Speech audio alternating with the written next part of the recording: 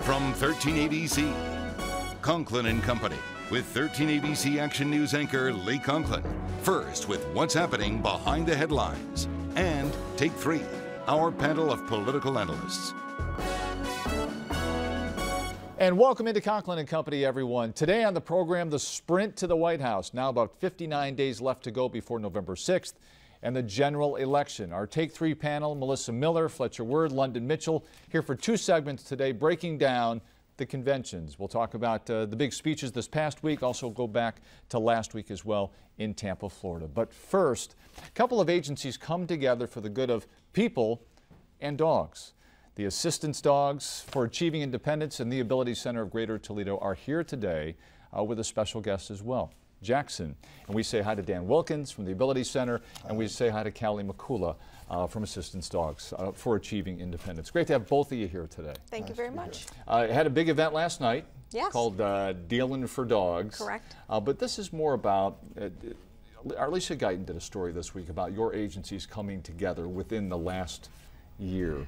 Mm-hmm. And tell us why you did that and about your agency, first of all, if you can, Callie. Well, Assistance Dogs for Achieving Independence, our main goal is to place service and therapy dogs with adults and children. Like Jackson here. Yes. I needed to introduce Jackson. I don't want to be remiss there, buddy. Right. To help them really gain independence through the tasks the dogs can do for them. Picking up dropped items, getting help in case of emergency, being a companion. There's a lot of great things a dog can do and offer to someone. Playing the banjo. Yeah.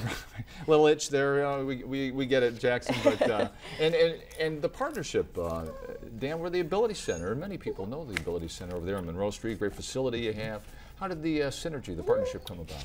Well, I think about 3 or 4 years ago, we had people from both agencies coming together, talking about what we believe in, the people we serve, some of the issues going on, and to us it was a no-brainer that we could help out Assistance Dogs. They were located in Swanton, and when you're training dogs, you need urban settings to teach them how to use public transportation, the mall, all that kind of stuff. Restaurants, what have you, everything, all of right? that, and it was a long way from Swanton, and so for them to just pack everything up and bring a dog and the people they were training in was problematic. And so we have this land, and we have similar philosophy, similar mission, similar client base, and so really bringing them here was just something that we started working on right away.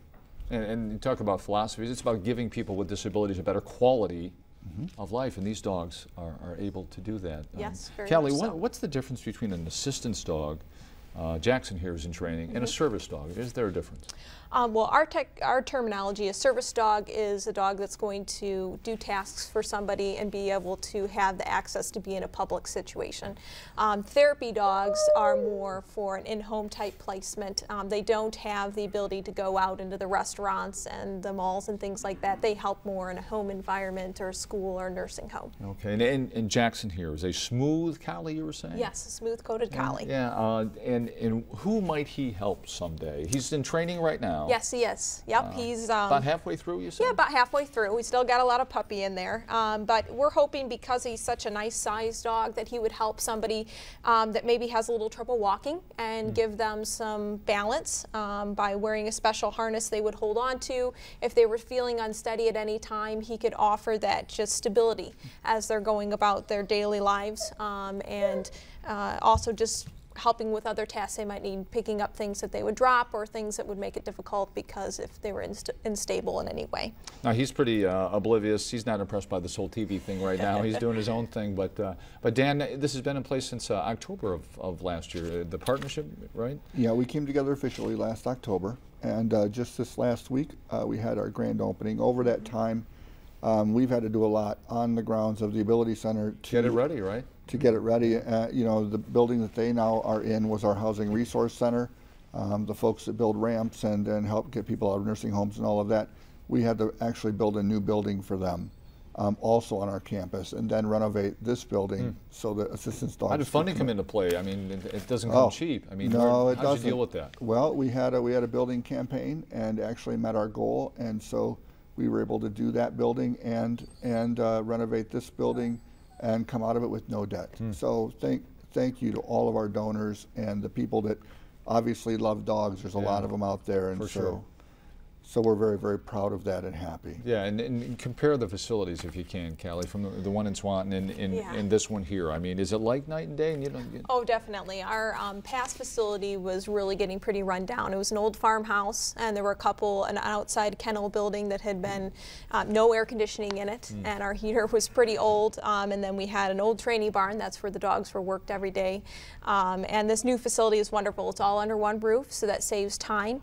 We have climate control, so the dogs have a nice air conditioner in the summer, which this summer was great for, and in the winter we can keep them nice and cozy and warm.